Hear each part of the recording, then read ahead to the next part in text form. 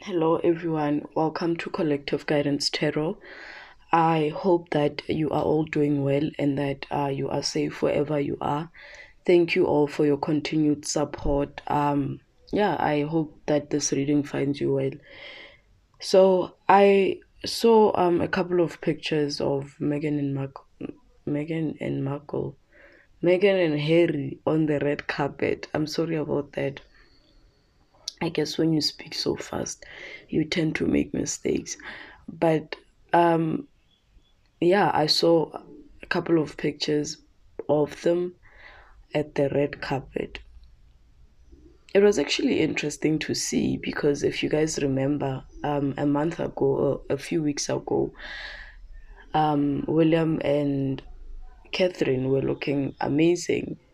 It's like they're trying to recreate what William and Kate did, but it's like they don't have the spark, they don't have the magic to actually achieve, that moment that Catherine and William were able to achieve. And I think that that's something that we should actually talk about because it really gives us a glimpse into the type of person that Meghan Markle is, the type of person that Harry is. I think both of them are actually the same. Because when I ask myself the question, why are they doing this? What's the point? What is the reason? And Spirit was like, these people are actually the same. It's like, oh, okay, that's interesting. So I'm going to start the reading. I'll be using the original Rider-Waite tarot deck, Animal Spirit, but I think I should start with the Animal Spirit and basically see the energy behind that whole red carpet thing. I also want to talk about the whole court case thing, the trial, whatever it is that they're doing, which we all know that Megan lied. She lied about everything, and she's actually scared that she's about to be exposed. The dragon. Okay.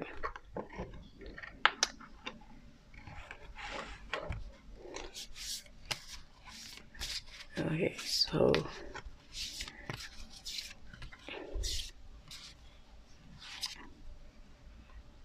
and the octopus in reverse. Okay, so the hidden energy in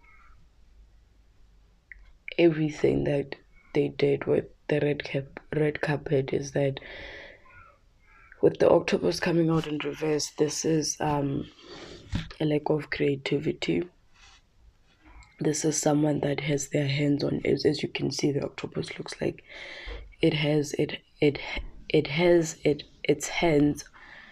It has like a lot of hands, so it's like a jack of all trades but a master of none. And that's an energy that we've seen in Megan before. She's someone that wants to,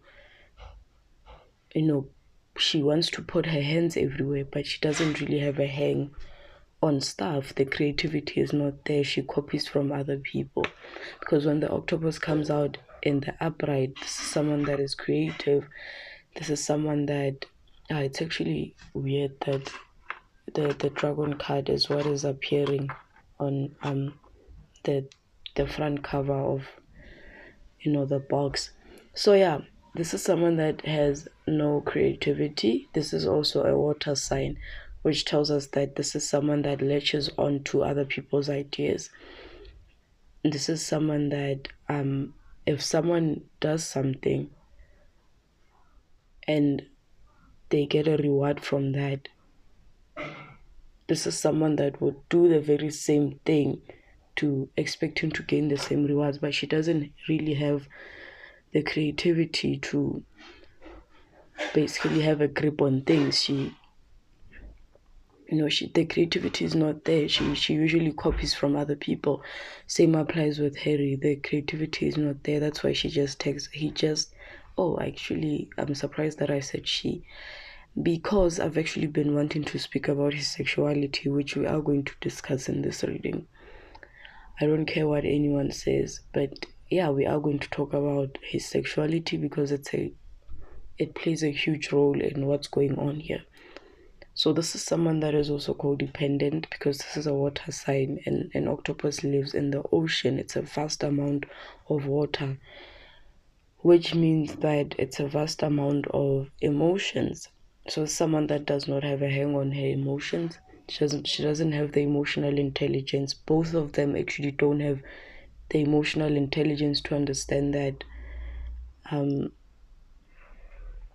yeah, they don't have the emotional intelligence to understand what they get themselves into, because when they went to court, when they took the newspapers to court, they didn't look at all the substantial evidence that was there to actually indicate that some of the claims that they're making are very false. So this is someone that has lack of creativity. They latch on to others. They always in the shadows. Do you see the surrounding darkness? They're always in the shadows looking to grab on other people's ideas because the creativity is just not there. They don't have the creativity. And also with the dragon talks about ego. That's why I said the ego, the human ego. That's why I said I was going to talk about Harry's sexuality. Yeah, it's something that I think plays a huge role in what we are experiencing here, why we actually have to deal with both of them, because he is a diva, and I think his family knows about his sexuality. He actually struggles with his sexuality, and part of the reason why he's latching on to her, part of the reason why there's that codependency is because it's like she was the only person that was able to accept that part of him. She's the only person that, and also the octopus talks about fantasies, like, the things that you want to do while others are not looking, that you don't tell others about. So she's the one person that actually accepted most of his sexual stuff, and yeah, that's how the relationship actually developed, because I think previously I did mention that they did have some type of relationship with Megan's friend. What's his name? Marcus, whatever. I don't know his name, but that guy, the one that started everything. So yeah, if that's why he's always holding on to the military stuff, because that is the only thing that gives him the illusion that yeah, he's masculine enough, but in actual reality he's battling his sexuality, the vulture. Yeah, there's a lot of negative stuff that's going on, and also remember the vulture waits, is always waiting. It's that manipulative energy. It always hangs around to look for weaknesses. So remember I mentioned how they don't have any creativity, they don't have anything to fall back on. Everything that they do is always an idea from someone else. And also this vulture is taking advantage of manipulation. This is also the narcissist. The vulture can also be seen as an animal that is very strategic in a sense that it never hunts its own food. It always waits for an animal to die in the savannah before it can actually eat. So it's basically explaining the lack of creativity and what I've been talking about, that they never have ideas of their own. If someone does something and it looks good, they want to latch on to that, and it all goes back to the ego, because this is the energy that exists in the ethers. Because this is water, this is the ethereal, the ethers. So this is what's going on. It's all about ego, and part of the ego is that he has a lot of shame around his sexuality, and it bleeds through. Like if you look at their interaction, that like their public interaction, you get all the answers that you need, because you cannot hide the ego. It always finds a way to come out. And also this talks about the shadow and light. The light attributes of the vulture is that it's very strategic, it's intelligent, but then it mostly operates from the shadow. It operates in death, it operates in weaknesses. So, yeah, I'm going to use the original Rider Waite tarot and yeah, basically see get more information. And yeah, with the bullying claims, I'm actually firmly believing that the truth is will eventually come out. Because if you guys look at what has been going on this year, the lies are being exposed. All the little lies, all the white lies are being exposed. Like her leaking the letter, the interview, like all everything is being revealed, and it's like they're waiting for her to sort of incriminate herself before they can actually come out with concrete evidence that will actually bury her. And I get the Queen of Wands energy from her because she's someone that is always looking for the next best thing. She never wants to settle, because I've actually never pulled out the Queen of Cups for her, the Empress. It's always the Queen of Pentacles or the Queen of Wands. So someone that is after money, someone that basically that independent individual that's always looking for the next best thing. She always believes that there's something out there, and that's also another reason why she reached out to Congress. It's because she's trying to open up that door, because at the moment it's shut. Emotional abundance, the Nine of Cups. So they are trying to get to the energy of the Nine of Cups. They actually find contentment. Also, another message that I got is that, with going back to the vulture and the octopus in reverse, is that they find contentment, they find excitement when they do things where they are competing with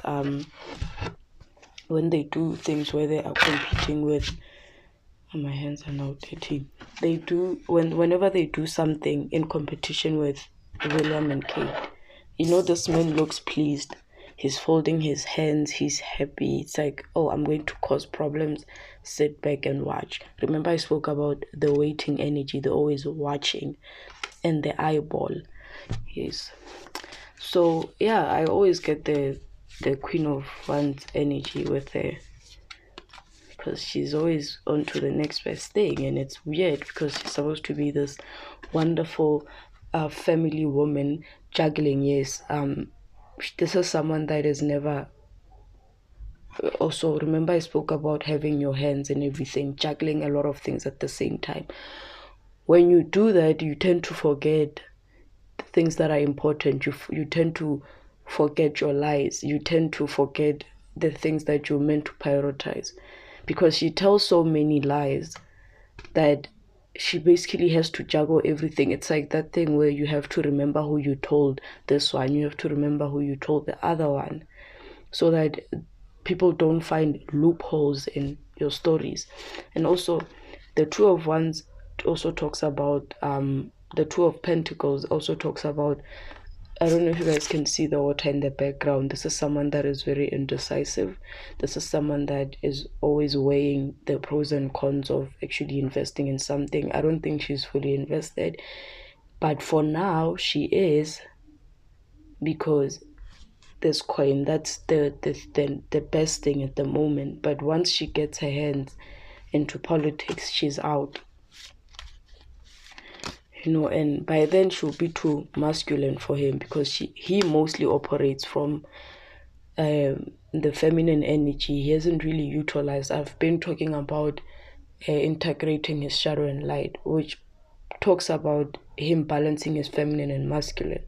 He's not doing that, and that also goes back to the ego, which is the dragon.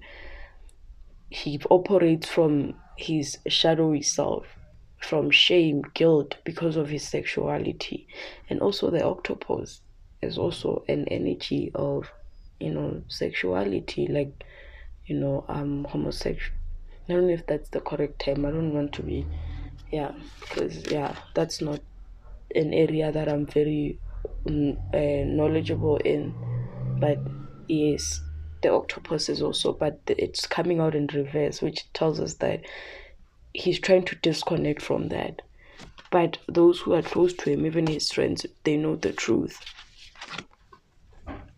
The Ace of Wands, it's crazy that I was actually talking about the Queen of Wands and Wands are coming out.